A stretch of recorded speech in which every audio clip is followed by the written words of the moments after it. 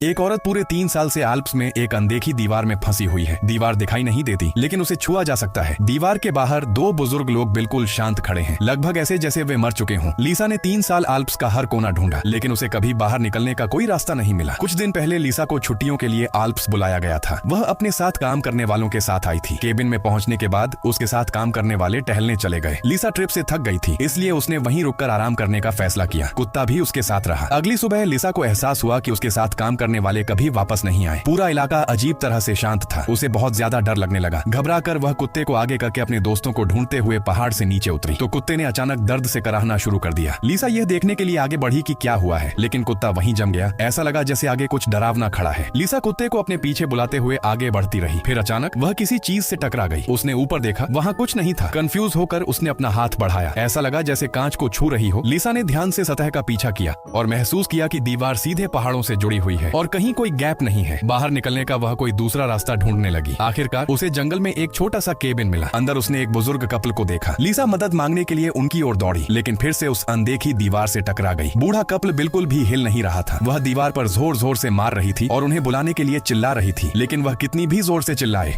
उन्हें उसकी आवाज सुनाई नहीं दे रही थी। बूढ़े आदमी के हाथ में पानी बह रहा था। इस डरावने नजारे को देखकर लीसा बेकाबू होकर कांपने लगी। उसकी सांसें तेज चलने लगी। वह घबराकर पीछे हट गई और भागने से पहले जल्दी से अपने कुत्ते को बुलाया। लीसा को आल्प्स में फंसे हुए आधा महीना बीत गया। फिर एक रात सुबह होने से पहले उसे अचानक केबिन के बाहर शोर सुनाई दिया। डरकर लीसा सावधानी से उठी और दरवाजा खोलने के लिए बाहर गई। दीवार और पास आ गई थी, जिससे दरवाजा पूरी तरह से बंद हो गया था। लीसा डर के मारे चीख पड़ी। फिर वह अचानक जाग गई। ये बस एक बुरा सपना था। दिमागी तौर पर टूट चुकी लीजा ने आखिरकार मन बना लिया, चाहे कुछ भी हो जाए वह उस अनदेखी दीवार को तोड़कर ही रहेगी। वह अपनी लाल स्पोर्ट्स कार में बैठी, जोर से गैस पर पैर रखा और म्यूजिक तेज कर दिया। कार पूरी तरह से टूट गई थी। उसका सिर खून से लथपथ था, लेकिन दीवार अभी भी 1 इंच भी नहीं हिली थी। फंसने के 121वें दिन तेज बारिश हो रही थी। अचानक लीजा को बाहर से अजीब आवाजें सुनाई दी। जब वह देखने के लिए बाहर निकली तो उसे एक कमजोर छोटी बिल्ली का बच्चा मिला। उसने उसे बचाया और अब उसके पास एक और साथी था। पहाड़ों के बीच में एक बिल्ली, एक गाय, एक कुत्ता और एक अकेली औरत जिंदा रहने के लिए एक दूसरे पर निर्भर थी। केबिन में खाना कम हो रहा था। उन चारों को जिंदा रखने के लिए लीसा ने जिंदा रहने के तरीके सीखना शुरू किया। उसने आलू बोने के लिए जमीन पलट दी,